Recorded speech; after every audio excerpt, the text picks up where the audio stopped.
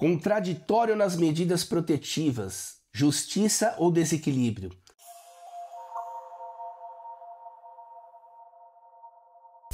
Sejam bem-vindos ao canal Lei Maria da Penha em Foco, sou Júlio Konkowski e no vídeo de hoje abordo o conceito de contraditório nas medidas protetivas. Então fique até o final que esse vídeo está imperdível, ele é de utilidade pública.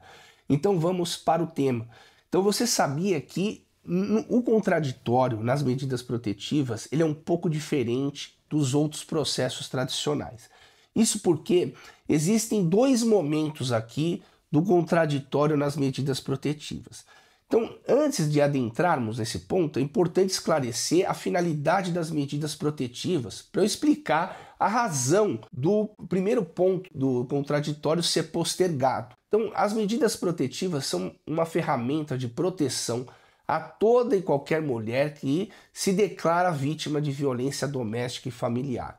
Então, o que acontece? O legislador entendeu que, no início, na concessão das medidas protetivas, a mulher que se diz vítima de violência doméstica, quando ela pede proteção para o Estado na forma de medidas protetivas, o juiz deveria levar a manifestação da mulher a um patamar mais diferenciado. Então, geralmente, no início, para a concessão das protetivas, basta somente a palavra unilateral da suposta vítima, sem qualquer prova, para que o juiz conceda a proteção na forma das medidas protetivas. E por que isso? Porque, geralmente, nós não iríamos aguardar uma produção probatória para o Estado conferir proteção àquela suposta vítima. Porque, se isso acontecesse, geralmente a proteção poderia chegar atrasada e perder o sentido da proteção. Então, considerando essa peculiaridade, o Estado, por meio do juiz, com base no princípio da tutela, o juiz, com base no princípio da precaução, que estabelece na dúvida, protege-se, ou seja, in dúbio pró tutela, pró proteção, o juiz, nesse momento, ele acredita inicialmente na palavra da suposta vítima e confere a proteção. Nesse momento, repare que ele em nenhum momento chamou o homem, o suposto agressor, para se manifestar sob o pedido da suposta vítima. Pelo contrário, diante da solicitação de proteção baseado no relato na versão unilateral da suposta vítima, o juiz concedeu as medidas protetivas.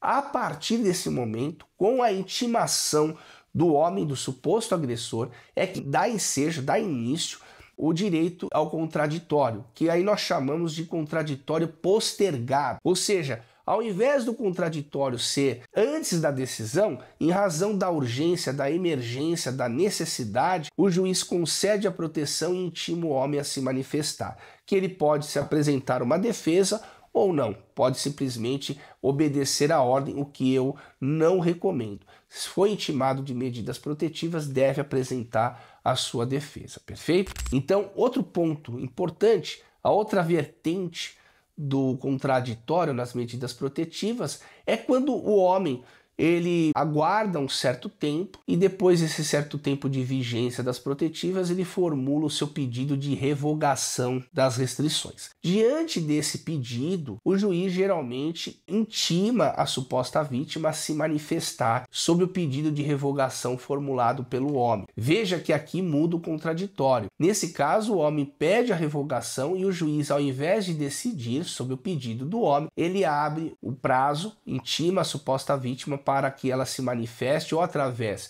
de oficial de justiça, ou através da defensoria pública, ou através do seu advogado, da sua advogada constituída.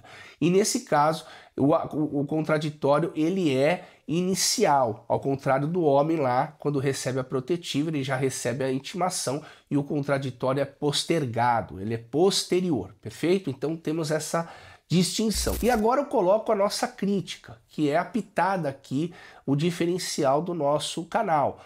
E imagine o seguinte, que o homem ele recebeu as medidas protetivas baseado aqui na versão unilateral da suposta vítima e ele apresenta depois uma petição, um pedido de revogação das medidas protetivas, e nesse pedido ele junta lá provas cabais, prima facie, de que a suposta vítima está mentindo e conseguiu restrições com base em uma versão mentirosa, inverídica. E nesse caso, o que fazer? A minha concepção, como as medidas protetivas, elas limitam, restringem direitos fundamentais, e o juiz se deparando com a defesa do homem e que veicula documentos importantíssimos que comprovam prima facie, diretamente as inverdades da suposta vítima, o que deveria fazer o juiz é a mesma lógica do que fez quando concedeu as protetivas.